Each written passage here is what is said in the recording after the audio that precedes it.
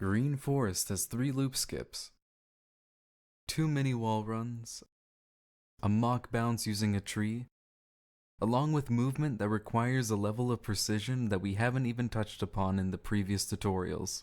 Yet, with all this, there's still one final piece of Green Forest that is arguably even more devastating for runners. TAS Run. A major skip that gives this stage its infamy of being the most common run killer. It's no wonder people can believe this is the hardest stage to speedrun in Sonic Adventure 2, but no matter the infamy this stage has gained, it's still only a stage. So don't worry, you'll be able to beat it, and as the creator of these tutorials, I'll be the one to teach you how. For now, let's watch.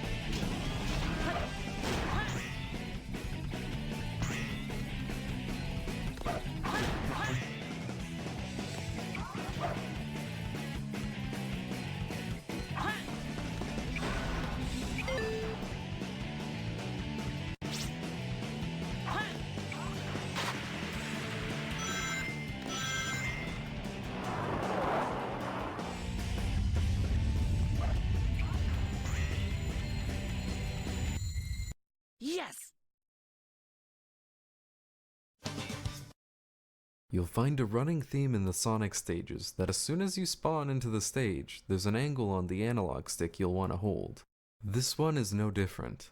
Hold directly right as you load into the stage to save a frame. After hitting the ramp, release the analog stick and do not hold anything. Once you land, do a spin dash while still keeping your hand off of the analog stick. This will make you take the optimal path down the slope. Spin dash chain to the next area, making sure not to hold too far right, as you can either get thrown into the air by the mossy bumps, or get stopped in place by the glowing mushroom. After hitting the ramp, we get to the first wall run. Light dash holding up and slightly to the right, and hold B to transfer it into a spin dash. Spin dash onto the vine. Slightly, and I mean slightly after the spin dash, jump off of the rail, holding upright until you land on an invisible wall, and spin dash on the wall, turning the analog stick to make Sonic follow this path. Make sure to uncharge the spin dash before hitting the platform, or this will happen. Use storage on the spring to land early and have a spin dash ready. Jump over this speed pad to be able to spin dash off the edge. Keep holding right further than what feels natural so the camera stays behind Sonic. Light dash specifically on the ring to the left. The reason you want this specific ring is because based on the ring that you light dash on, you'll get different outcomes, and this one is the best. It sends you straight to the speed pads and perfectly sets you up for the next wall run. This wall run starts immediately after that light dash. Keep holding B through the light dash like you did with the previous wall run. The speed pad should send you forward. When you're at the top of the slope, let go of the spin dash and jump.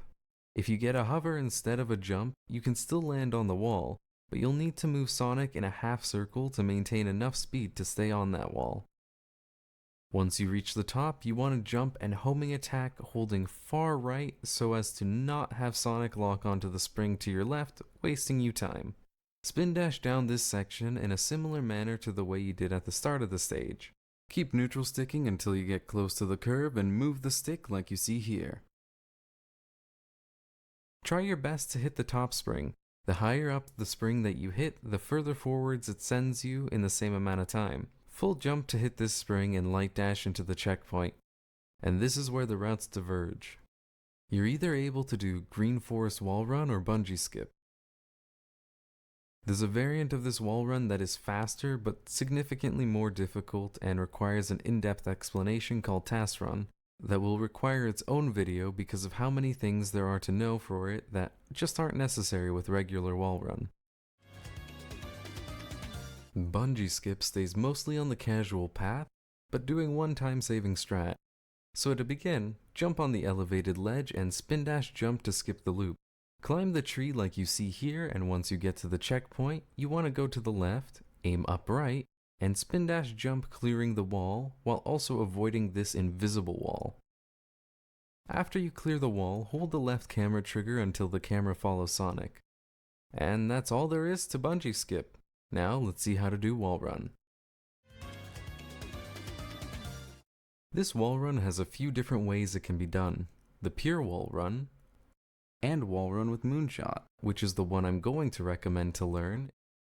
To get wall run, we're going to abuse a mechanic known as loop speed, which you might remember from the Metal Harbor tutorial.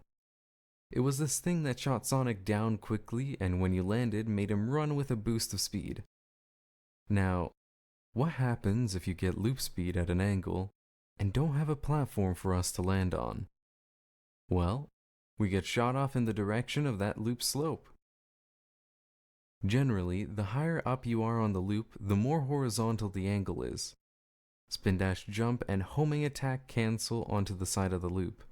From here, you're going to charge a spin dash and very lightly adjust the camera angle. Don't rush this section. If you feel you need to readjust to feel confident with the angle, then do that. Once you get the angle, what you're going to do is spin dash off of the loop. Quickly turn so that Sonic is behind the loop and homing attack. Only homing attack, otherwise you won't get the loop speed.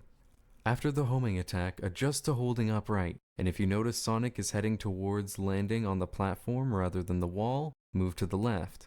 Ideally for moonshot, you want to land on the rightmost face of the tree, but later on for task run, the middle is ideal. After landing on the tree, hold forward until you have the camera change. If you're only doing wall run, keep running for a second longer, then jump off the wall, get to the highest platform you can, and prepare to do bungee skip. If you're doing moonshot, when the camera turns, hold upright while charging a spin dash. Let go of the spin dash holding a direction where Sonic faces as horizontal as possible. Avoid the invisible wall by going far to the left, then turn to the right to land on the platform. Once you land, spin dash and charge the next spin dash using this red flower as a visual cue. Release this spin dash holding upright and go to the other side of the loop. If you have the distance, you're able to homing attack into the loop to get loop speed. This is one rail where you actually don't want to grind. Just hold directly left, and then once you reach the end of the rail, quickly switch to holding right and light dash. If you don't have the distance to homing attack and get loop speed, just homing attack cancel instead, unless you believe Sonic should take a bath right now. Next, after landing, just spin dash onto the rail. Light dash and get ready to jump from platform to platform to hit the top spring to save a second. You want to hit the very front of the spring if possible to be able to hold forward and hit the goal ring early. If instead you're feeling like you want to be extra spicy, there's a mock bounce that involves this tree. Jump to the platform like normally, but this time charge a spin dash and aim for this flat slope on the tree. Assuming you do it well, you'll fly into the sky.